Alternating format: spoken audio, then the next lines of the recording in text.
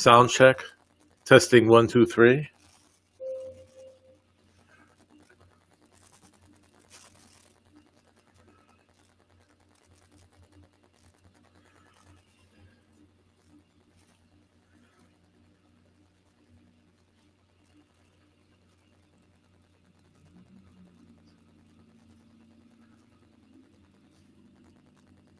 Sound check. Okay. Testing 1, 2, 3. Okay, good.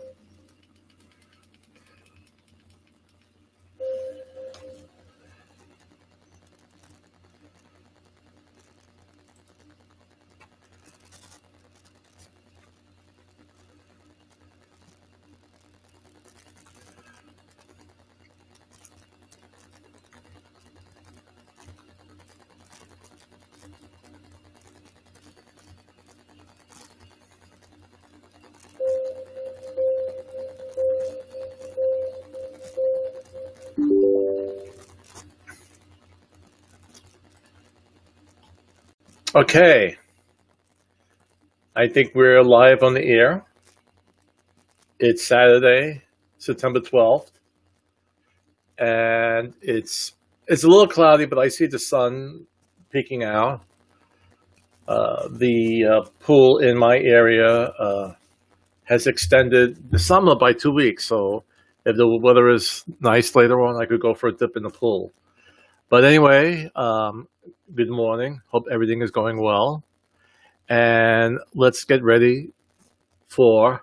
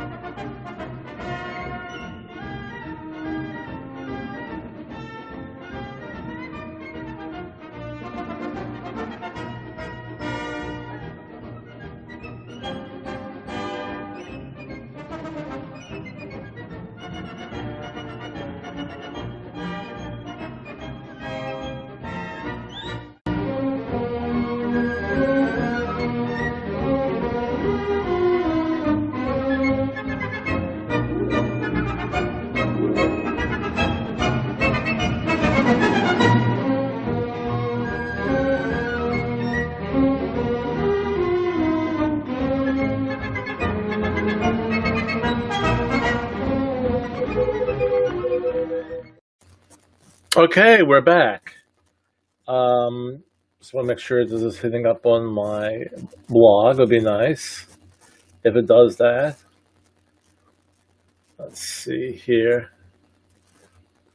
All right, I'm not sure. Okay. All right. So, with everything that's going on in the real estate industry, being that it is a strong market, it still is. And again, as I state every session, that we really need listings. We really need listings. The mortgage rates are down low. The people who are in the market are very, very serious. They've been pre-approved. They're not just testing out the waters. They're moving along, and they're buying. And we have, again, when we put homes on the market, that day we receive not just one offer, we get multiple offers, and it's ratified by the next day. So my plea goes out to sellers. If you are on the fence about purchasing, or listing your home right now, it is such a wonderful time to do so. So, and if you're concerned about COVID-19, we are taking all precautions not to further spread this disease that hopefully will soon be gone. Okay, so it's a great time to list. Many buyers in the market who are very serious. When the homes are priced correctly, they're going within 24 to 48 hours, or going into contract. Let me put it that way. So with that in mind, let me just say Good morning to my producer, Leonard. How was your Labor Day weekend, Leonard? Thank you, Chris. I had a wonderful Labor Day weekend. Thank you so much for asking. How was your Labor Day with your wonderful and beautiful family, if you don't mind me asking, sir? Don't want to bother you if it is a problem. In fact, if it is to bother some more time consuming for you to answer, forget that I asked the question. No, that's fine. Thank you, Leonard. And yes, we had a very nice Labor Day weekend. We barbecued. We went to the pool. We stood local, but we did have a very nice time. Thank you, Leonard, for asking. All right, so years ago, I put together for my buyers the 10 steps in the home buying process. And I've seen others that brought it down to 3 to 5, and it's not fair because there's so much involved with purchasing a home. So cutting it down, and I've seen it in videos like the 3 to 5 steps, is not preparing your client in full about this home buying process. I don't want to say it's difficult, but the steps are easily understood, but it's the things that might affect those steps. What could not necessarily go wrong, but hold up the transaction. So I put it in an outline. It's only 2 pages. And so I wanted to do this to fully prepare my buyers for this journey that we would go on. So let's load up. And in fact, later on, I'm going to show you on my blog, we have the new for 2020 buyer and seller guides to help you either if you're buying, in today's market, or if you're selling in today's market, what to expect and the best way to go about it. But we're going to now first, let's share the screen. Okay, now I have to go back to here. Okay, we put this on over here.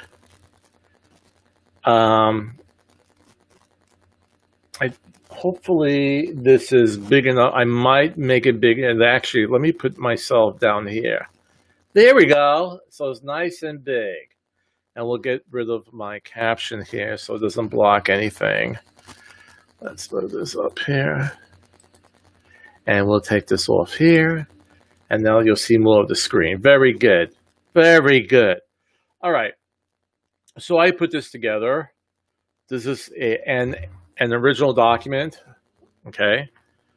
And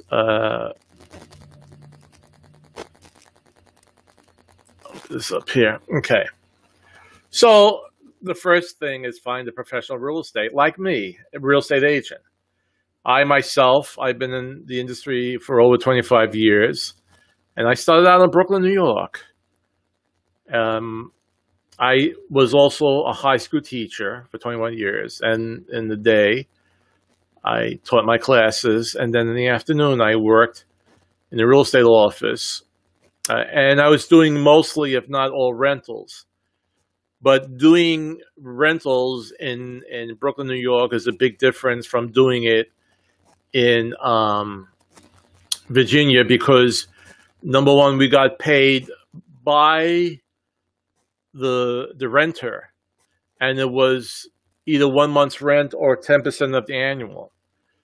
So if I showed an apartment, and sometimes they were just studios back then, for $1,000, the annual amount would be $1,200, and then when I would split it with the office, it would be $600. But just to go a little further, after 9/11, which we just celebrated, I don't know if I should say celebrate, but we had the anniversary of it yesterday. After 9/11, the rental market in New York City really stopped.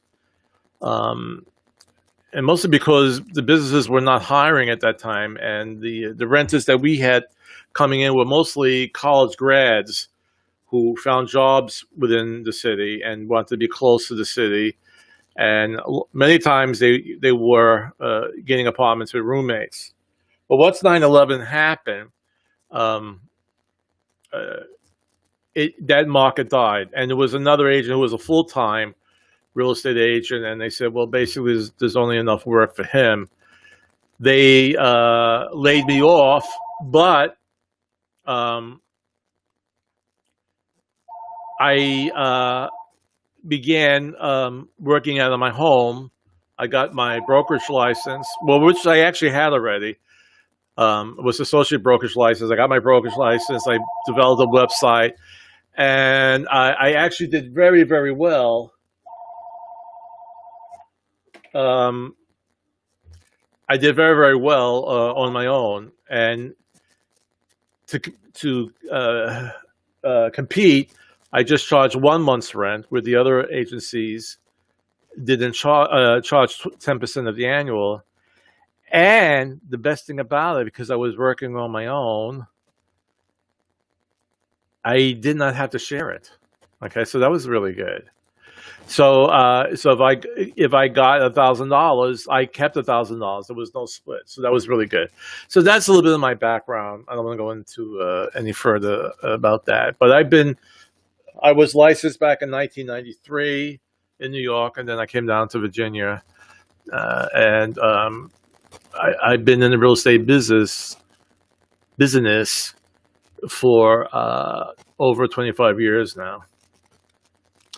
So the next step, after you meet a wonderful person like myself, you need to be pre-qualified. And again, with various, with the recent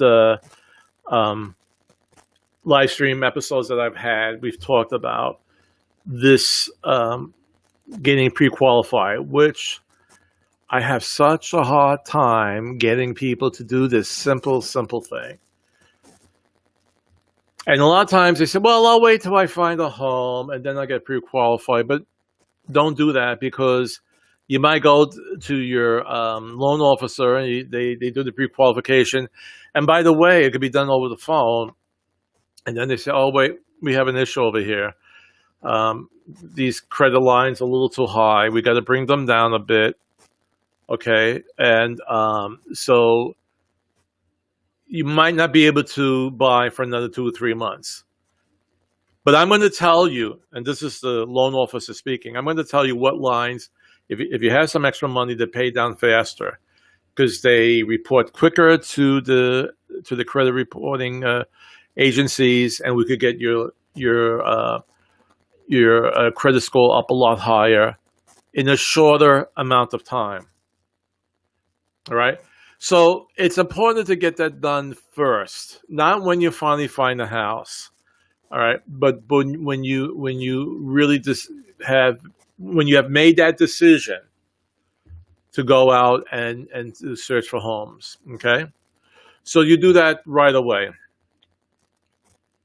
And again, whatever fear you have of speaking to them, all the mortgage loan officers I work with, they're the most friendly, courteous, kind, and professional people. They're not going to yell at you if you have lousy credit. They're not going to, okay?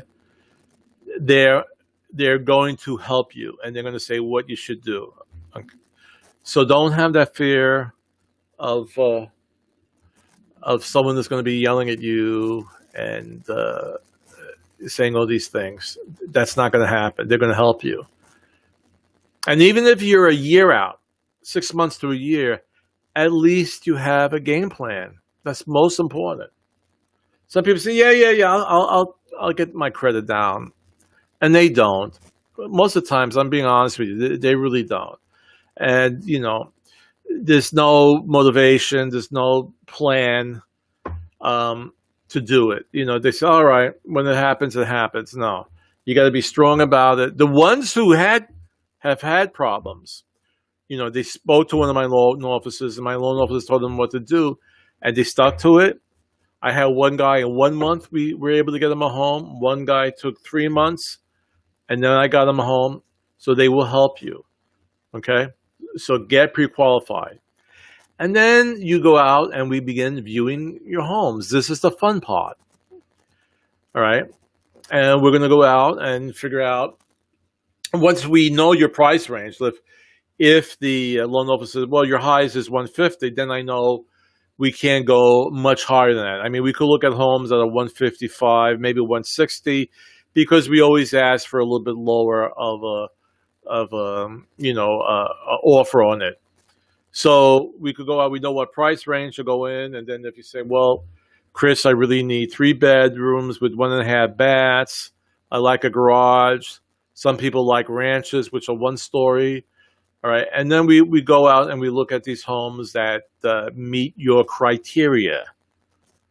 Most of the times I will set you up with a drip of listings with that criteria, with the multiple listing service. So as soon as homes that hit the market meet that criteria, if it's 3 bedrooms, 1.5 baths, you need a garage, you get that immediately in your email box. And if you say, hey, Chris, let's take a look at this, we go out. First, I'll make sure that it's still available.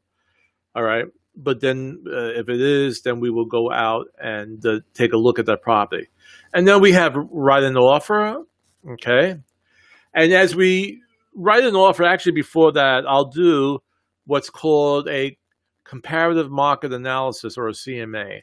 And what basically what that is that I'll look at homes in a mile radius around the home that you want to purchase, and see what has sold and what's pending in that area, and if it's basically in that same price range. But the houses I'm looking at in those, what we call comps, basically the same type of house. It's like a 3 bedroom, 1.5 baths, has a garage. We will also take in the square footage. So let's say it was 1,000 square feet. I would look at homes from 900 to 1,100 square feet. All right, because the square footage is very important too, because that affects the price of the house. So I would see what has sold in that area and see if that actually, what the house is listed at, is actually a good price.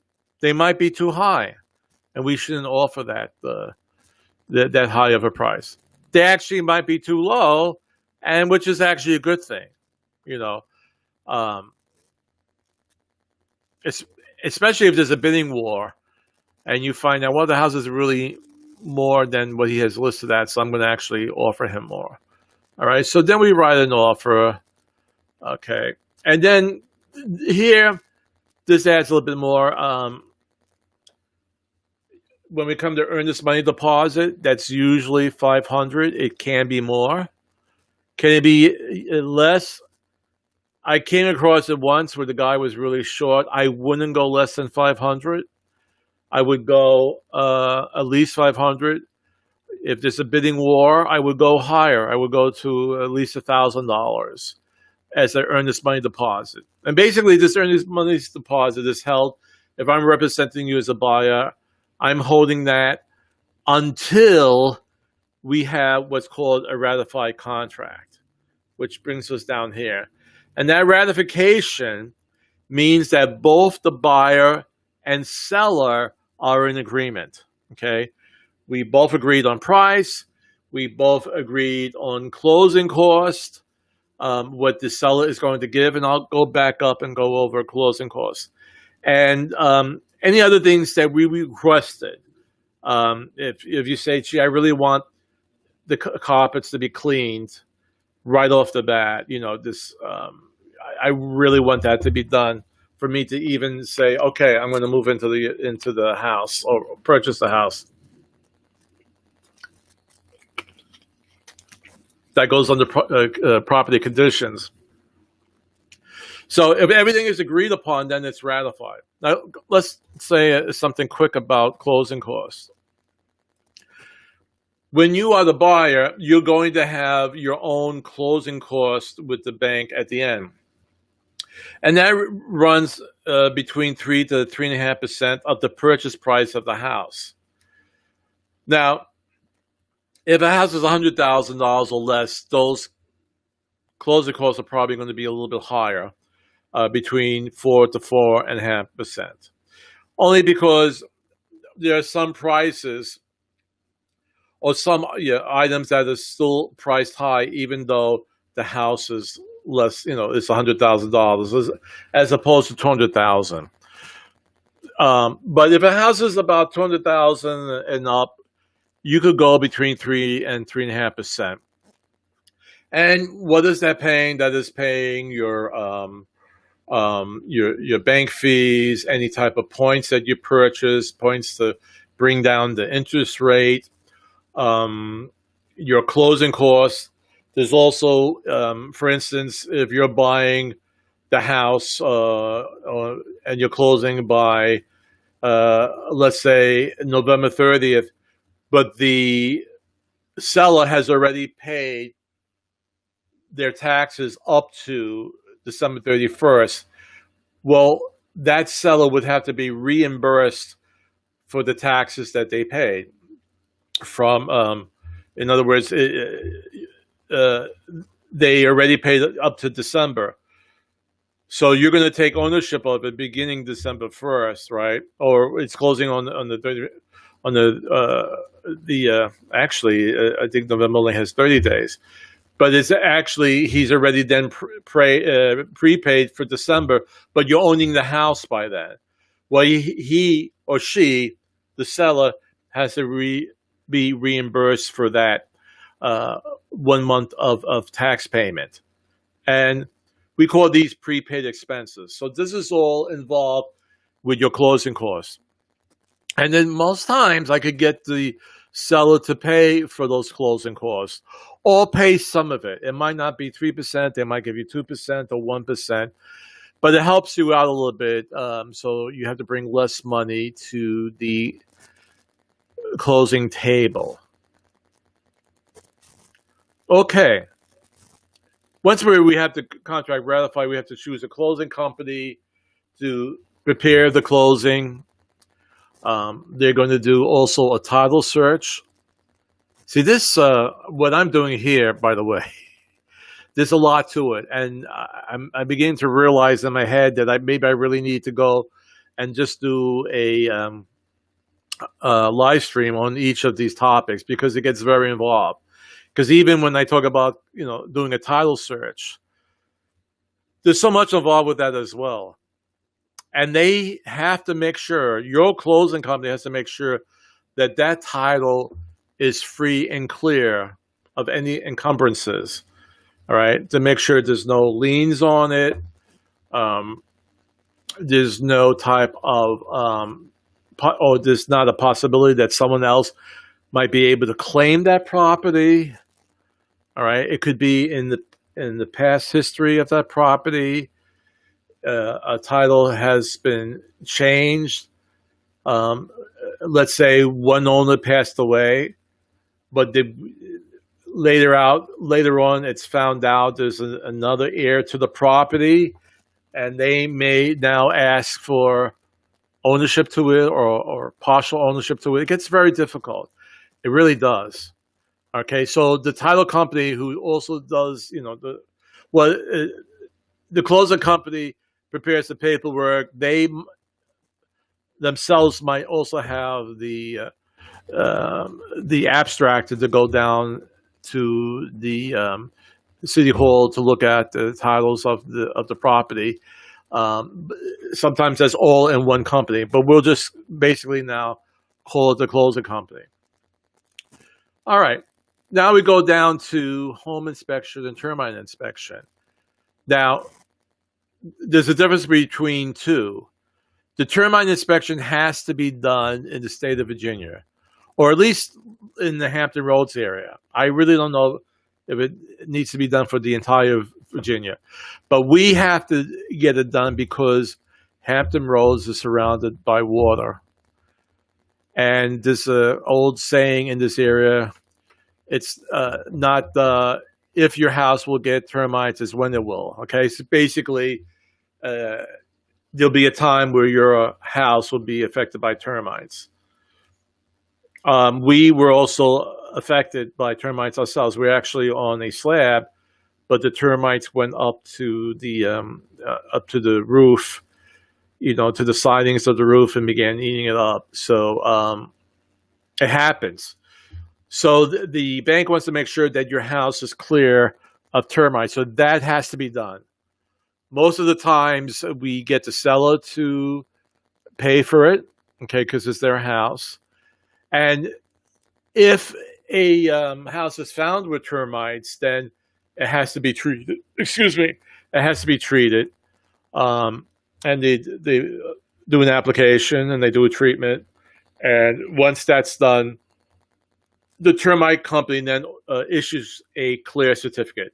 If there's no termites at the beginning or moisture, they look at moisture damage, for instance, in the joist. If there's none of that, then the clear certificate is issued and forwarded to the bank saying that the house is clear of termite and moisture damage. All right, once that's done, then let's go back up to home inspection. Now, the home inspection, it's not mandatory. The termite inspection is, but 99.9% of my buyers will get a home inspection. And what that is that the home inspector will go in there and they'll check everything, right? A home inspector will check for any defects on the property, appliances, electrical, and HVAC system. Now, if there are any defects, we write up a form. It's called the PICRA, and we request the seller to make these repairs. Now, the seller might say, well, I'm not going to do all those repairs. I'll do some, but you could do these. And it's basically, again, a negotiation. It's going back and forth the same way you might be negotiating the contract, the terms of the contract. And that actually, I use the term ratifying the PICRA. Some will say it was accepted, but that has to be, again, both parties, the buyer and seller, have to agree on what's going to be repaired or what's not going to be repaired, okay? Now, if the home inspection yields that there's a lot of problems with the house and you're saying to yourself, I don't want to be bothered with this, it's too much. You could be then released from the contract and your EMD, which is earnest money deposit, for instance, $500, is then returned to you. And these home inspections are usually between $350 to $400, depending on the size of the house. The bigger the house, the more costly the home inspection. Once that is all done and everybody's in agreement and what's going to be fixed, then the bank will order the appraisal. And the appraisal is a way that the bank makes sure that if you're buying a house with $200,000 and that's the contract price, $200,000, the bank has to make sure that that house is worth at least $200,000. So they're going to go in there and they'll check it. They'll do measurements. They will also look at comps in the area, what has sold. Now, the appraisal is different from the home inspector because the home inspector will go through the house tooth and comb. All right. So they'll check out everything. They'll go to all the different outlets and make sure that it's been wired correctly. The appraiser is not going to do that. They're basically looking for square footage, the amount of bedrooms. They're going to look at the overall shape of the house. So, and they're going to make sure that the house is safe for you to move in. So, for instance, if the porch has about 4 steps going up and there's no handrail, they're going to request that a handrail goes up there if it's a FHA or a VA loan. Some of the loans that if you just go for a non-conventional loan, they may not ask for that. All right. But there might be some things that they will request from the seller to do because there's a safety issue. But they're not going through the house like a home inspector. All right. So don't think that, well, it's going to be appraised. I don't have to do a home inspection. Do the home inspection. It's well worth it. And just one more note about home inspection. It's not always a negative thing. They'll tell you what's actually good with the house and how to maintain the house properly. All right. So it's not really a negative fact searching mission. They're going to give you good recommendations on how to take care of your new home. Now, the bank is going to ask that you get home insurance. That's mandatory. You have to get home insurance for the house in case anything happens to the house as you own it. If it burns down, there would be then if the house has to be replaced or whatever or repaired, you have that home insurance. That is a necessary, a mandatory item. A home warranty isn't. A home warranty is basically that you or your seller may purchase that will maintain or come in, and if you have a defect with an appliance, with the HVAC system, with the heat, the air conditioning, which is the HVAC system, any type of problems, you could go in and then you just pay basically a fee. It could be from $50 to $100 for them to come out, but everything else then is covered. All right. It's not mandatory, but it's a good idea to have a home warranty on the house for these different appliances. So once all of that is done, we have our what's called a final walkthrough. That's prior to close. It could be the same day as close. It could be the day before. And we make sure basically the house is has, first of all, the same items that it had when we first walked through, or first saw the house. When I came down first to Virginia, it's my New York accent, stainless steel appliances were coming into the market, and not many houses had them. And they were also very expensive. So people who were selling their house, they'll have those nice stainless steel appliances, the refrigerator, the microwave, the dishwasher, the oven. But when they moved out, they put back the old ones. So we had that final walkthrough just to make sure that everything is the same that it was when we first went through it. And also we want to make sure that whatever we requested to be fixed was fixed. And if it's some items that are, let's say, in the crawl space that had to be repaired, you could ask the home inspector that you used for the first home inspection to come out and double check it. They will charge you a fee. Could be around $100. My one guy charges $100 for a re-inspect, and they'll just go whatever you requested on the form. That's called a PICRA, short for a property inspection contingency removal addendum. They will just check it off and make sure that everything was done that we requested.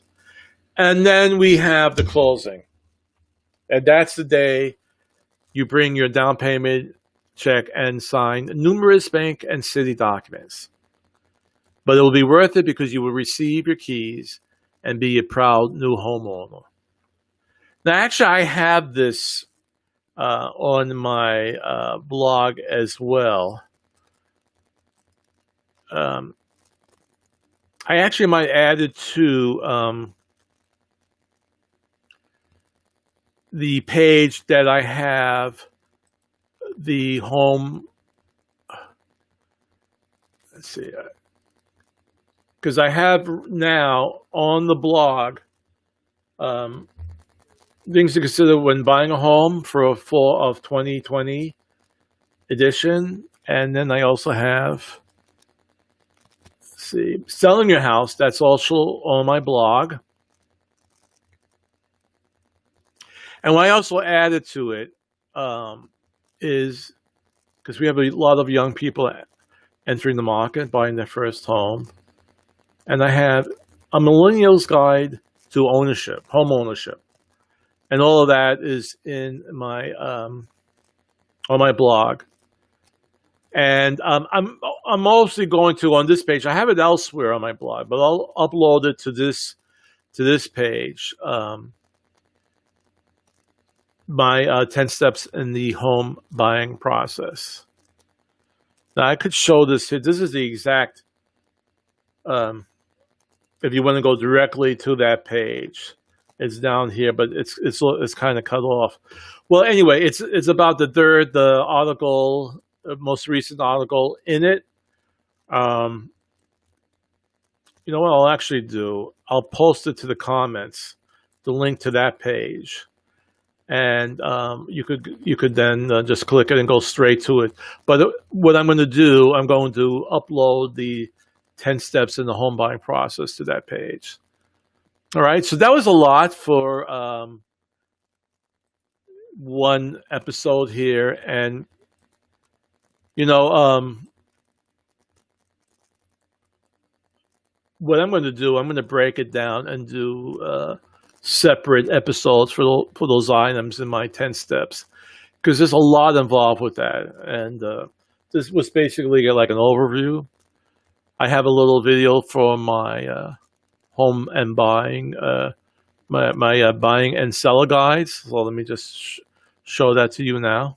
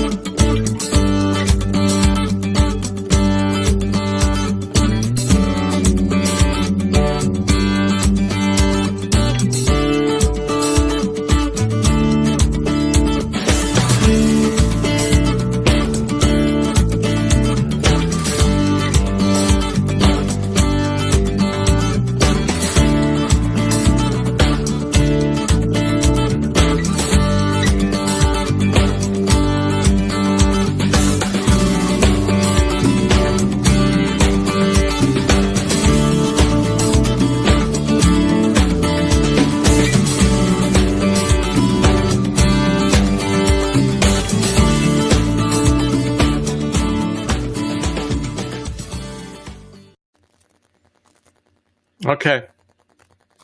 So I'm like, again, I will then let's see. I will then load my 10 steps up to that same page. So basically just go to my blog site, realestateWithMrG.blog, and just it's about the third most recent article on the blog site, and you could get all the information on it. So I think my Leonard, is there something going on, Leonard? Chris, great news. We have a special guest in our audience. He is the head of the Catholic Church and sovereign of the Vatican City State, the first Jesuit priest to obtain this position, the first from the Americas, the first from the Southern Hemisphere, and the first from outside Europe since the Syrian Gregory III, who reigned in the 8th century. Ladies and gentlemen, the eminent Pope Francis.